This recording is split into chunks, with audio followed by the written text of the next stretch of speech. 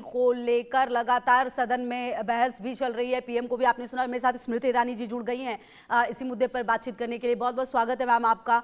Very good morning. मेरा पहला सवाल मैम ये था आपसे कि विपक्ष कह रहा है कि सरकार की मंशा अगर साफ थी तो इसे जनगणना और परिसीमन की शर्त के बिना तुरंत क्यों नहीं लागू कर दिया गया? अगर महिलाओं की ही इतनी चिंता थी, महिलाओं का ही इतना सशक्तिकरण करना था तो विपक्ष का ये रुख तौहीन है भारतीय नागरिकों की बुद्धि की, तौहीन है भारतीय मीडिया की।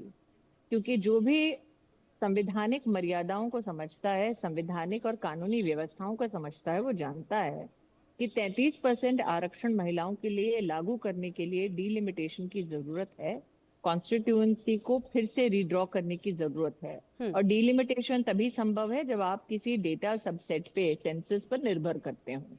ये वही विपक्ष है जब सत्ता में था तो कहता था कि जो वर्तमान व्यवस्था है पार्लियामेंट की उसको ना छेड़े, व्यवस्था का स्वरूप बढ़ाएं और उसमें 33% लागू करें। ये इन्हीं दलों का रुख था साल 2010 में। आज वो पलटवार कर रहे हैं, कह रहे हैं नहीं नहीं नहीं, आप क्यों व्यवस्था बढ़ा रहे हैं। तब उनका रुख ये था 2010 में कि अगर आप वर्तमान व्यवस्था में महिलाओं को आरक्षण देते हैं तो पुरुषों के साथ अन्याय होगा, जो वर्षों वर्ष तक ये कॉन्स्टिट्यूएंसी में काम कर रहे हैं उनके साथ अन्याय होगा।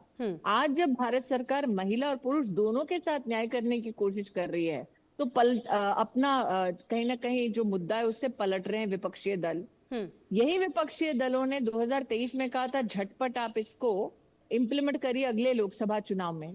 तब सरकार ने कहा था कि सेंसस की पूरी प्रतिक्रिया कंप्लीट नहीं हुई है, तो हम जब तक सेंसस पूरा नहीं होता, फिर डिलिमिटेशन नहीं होती, उसके बाद ही इसको कर पाएंगे। तब इसी विपक्ष ने कटाक्ष किया था कि नहीं नहीं ऐसे कैसे होगा, आप तुरंत सेंसस कराइए। अब सेंसस अंडर वे है लेकिन कंप्लीट नहीं है वर्तमान स्थिति में, इसलिए सरकार ने कहा कि हम उस सेंसस के डेटा पर निर्भर करेंगे जो कांग्रेस